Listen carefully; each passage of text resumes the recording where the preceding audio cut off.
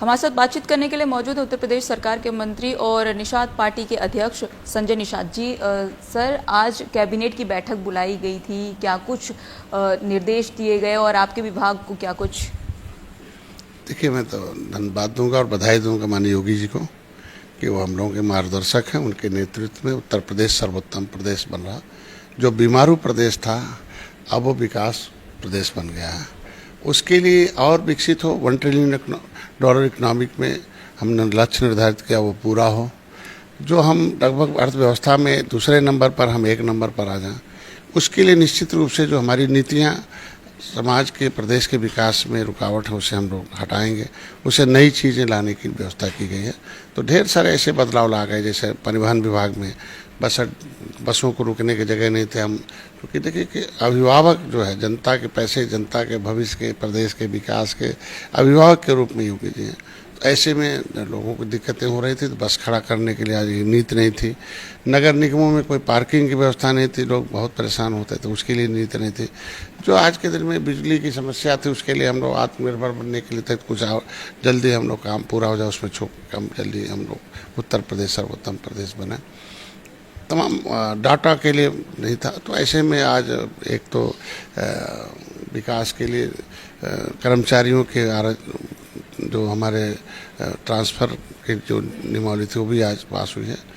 ये बहुत महत्वपूर्ण था। इस तरीके से तमाम और पदों के सृजन थे, कुछ और भी ऐसे तरीके के आज ढेर सारे मंत्रिपरिषद की बैठक हुई और उसमें निर्देश भी दिया और सुझाव भी दिया उन्होंने कि हम लोग जो योजनाएं हैं उसे धरातल पर पहुँचे और योजनाओं में उसका प्रचार प्रसार हो। और दलितों के बीच में जो दलित विरोधी समाजवादी पार्टी रहे, वो आज के दिन में जब वो सत्ता में रहे तो हमेशा अम्बेडकर का अपमान किया, अम्बेडकर के नाम को बदला, अम्बेडकर वादियों पर बहुत अत्याचार होते थे, गेस्ट हाउस कांड जैसे थे। ये चीज़ें जो है और विपक्ष को नकारात्मक जवाब देने के लिए सबको तैयार रहना चाहिए।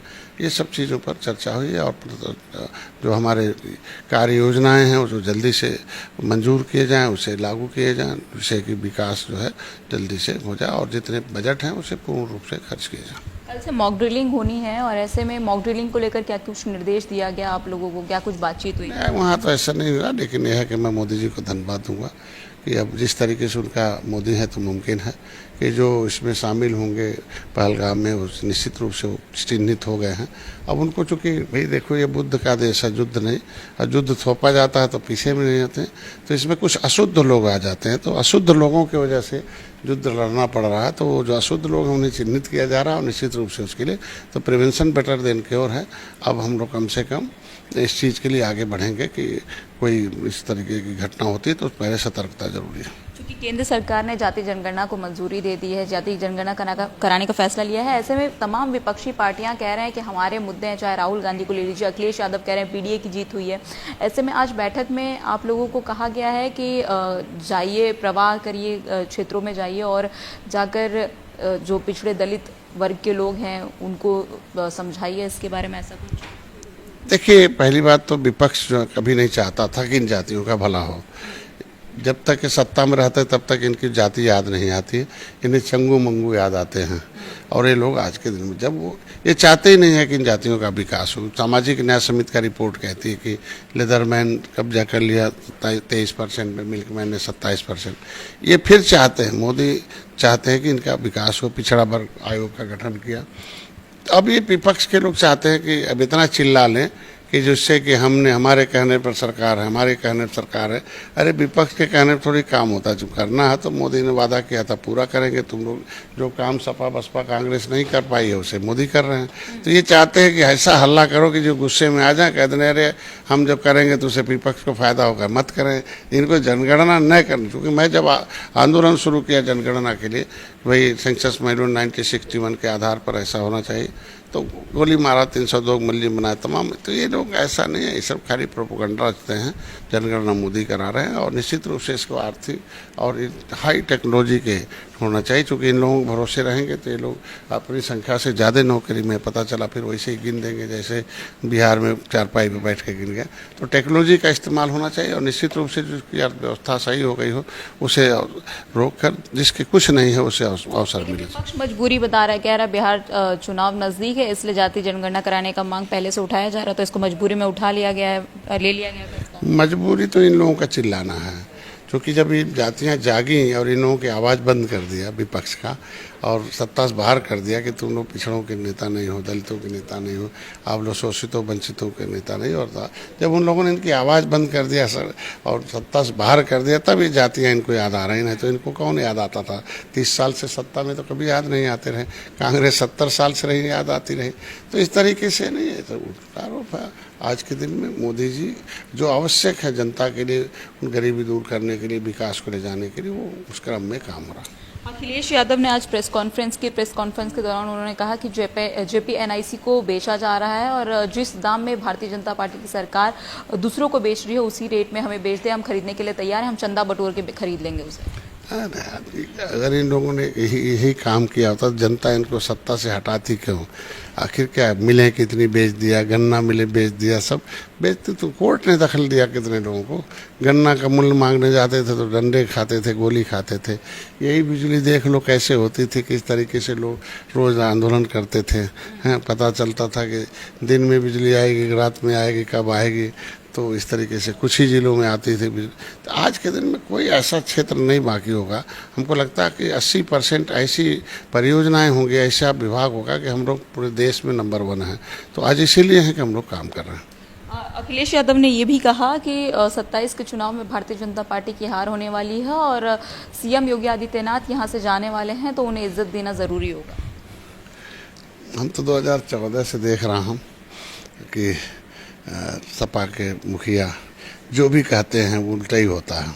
2014, 2015, 2017, 2019, 2022, 2024 ऐसे ही रहते, सत्ता से दूर रहते, और जो कहते हैं उसका उल्टा ही होता है। हमको लगता है कि उल्टा ही होगा। लगातार आप भी लोगों के बीच में जा रहे हैं, उनसे मिल रहे हैं अपनी यात्रा के दौरान, क्या कुछ रिस्पांस मिल रहा, माहौल क्या दिखाई पड़ रहा और 27 का रुझान किन मुद्दों पर चुनाव लड़ेंगे? देखिए 231 सीटें हैं जो निषाद बाहुल पूरे प्रदेश में आई, जिसमें हम लोगों ने अभी 75 जिलों का दौरा किया। और इनकी जो सामाजिक आर्थिक मुद्दे हैं कि संविधान में सूचीबद्ध जातियां हैं, देश को आज़ाद कराने वाली जातियां, ये उजड़े लोग हैं, इनके पास 80% लोगों के पास भूमि नहीं है, तो ऐसे लोगों को संविधान की सूची में सूचीबद्ध है। इन धोखेबाजों ने इनको ओबीसी में डाल दिया और राज्यपाल ने 31 दिसंबर 2016 को ओबीसी के लिस्ट से निकाल दिया। तो ऑलरेडी जब हम ओबीसी में नहीं है और एससी में, तो एससी में इनकी गिनती होनी चाहिए। और एक मुझ समर्थन सबने दिया कि गिनती होनी चाहिए, गिनती कराएं और अपना लाभ पाएं और अपने वोट की ताकत से कि भाई जो निषाद बाहुल सीटें हैं, जिस तरीके दलितों ने वोट किया, अपना टोपी झंडा नारा लगाया, अपने मुद्दे को इकट्ठा किया, करिए उसी तरीके से मछुआ समुदाय का भी। कांग्रेस के जो प्रदेश अध्यक्ष हैं अजय राय, उनकी एक वीडियो सोशल मीडिया पर वायरल हो रही है। न सिर्फ भारत देश में बल्कि पाकिस्तान में भी उनकी वीडियो वायरल हो रही है, जिसमें वो एक खिलौना लेकर उसमें नींबू मिर्च लटकाते दिखाई पड़ रहे हैं और सवाल कर रहे हैं आप लोगों से, कैसे देखते हैं उसे? अब जो मरी हुई पार्टी है जिसको जनता ने अस्वीकार कर दिया, तो जिंदा रहने के लिए बस ऐसे ही खिलौना लेकर अपना संतुष्टि है। ये लोग हमारी भारत की संप्रभुता को मतलब एक तरीके से ये खिलवाड़ करते हैं दुनिया में। भारतीय देखिए सामरिक ठिकाने हो या सेना हो, उनके अभी उनके सामने मतलब राफेल उतरा, उनके सामने। इनके समय कांग्रेस के समय क्या था, बोफोर्स घोटाला था, देख सकते हैं किस तरीके उसी में कांग्रेस खत्म हो गई। लेकिन वो कह रहा है कि इंदिरा गांधी होती तो अभी तक फैसला ले चुकी होती। ताकि कौन सा फैसला लिया था इन लोगों ने, सियाचिन दे दिया, ऑक्युपाइड कश्मीर दे दिया, ऐसे देते रहे सब लोग। फैसला क्या लेते, देते रहे। एक बार भारत पाकिस्तान का बंटवारा किया कांग्रेस ने, बचा कुचा उसको देते रहे। आज तो कम से कम हम लोग छीन तो रहे हैं आज के दिन में, और हम लोग आएंगे, समय आने दीजिए। भारत जो है भारतीय संस्कार हैं, हम लोग नहीं चाहते बेगुनाह लोग मारे जाएं। जो गुनहगार हो उसके मारना आवश्यक है। हम बुद्ध का देश है, इसमें युद्ध नहीं। यहाँ जो है ये कुछ अशुद्ध लोग हैं, उन्हें ख़त्म किया जाए। एक आखिरी सवाल लूँगी। अखिलेश यादव ने कहा है कि वो एक खास जगह पर महाराजा सुहेलदेव की प्रतिमा लगवाएंगे जिसमें अष्टधातुओं का भी इस्तेमाल किया जाएगा और सोने की तलवार होगी। सत्ता में तो याद नहीं आए जब सुहेलदेव राजभर के वंशजों ने और निषाद राज के वंशजों ने, और जब एक मुश्त इकट्ठा हो गया, सत्ता से बाहर कर दिया, तो सुहेलदेव भी नज़र आ रहे हैं और निषाद राज भी नज़र आ रहे हैं, निषाद भी नज़र आ रहा है। ये अब ये सब जातियाँ जब तक सोशल मीडिया नहीं रही तब वो दलित की बेटी रही और ये जो है पिछड़ों के बेटे हैं। जैसे मीडिया आ गए, सोशल मीडिया आ गई तो दौलत वाली हो गई, आए परिवार वाले हो गए। तो इस तरीके से अब जनता इनसे दूर हो गई है। देखिए, आप थे हमारे साथ उत्तर प्रदेश सरकार के मंत्री संजय निषाद, जिन्होंने तमाम मुद्दों पर अपनी राय रखी। बहरहाल ये खबर आपको कैसी लगी कमेंट सेक्शन में कमेंट करके जरूर बताइए। वीडियो जर्नलिस्ट राकेश के साथ मैं आकांक्षा सिंह, लखनऊ से TV24 नेटवर्क के लिए।